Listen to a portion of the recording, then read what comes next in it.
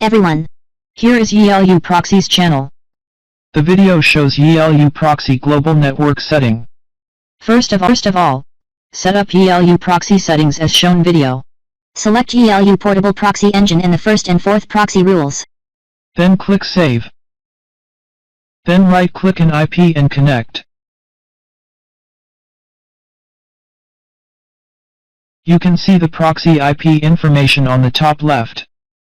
Then double-click Google Chrome browser icon to run it. Enter epinfo.io to check the IP address.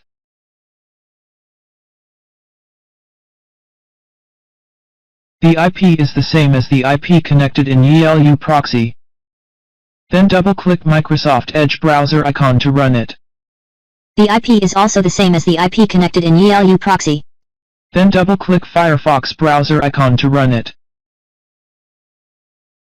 The IP is also the same as the IP connected in YiLuProxy.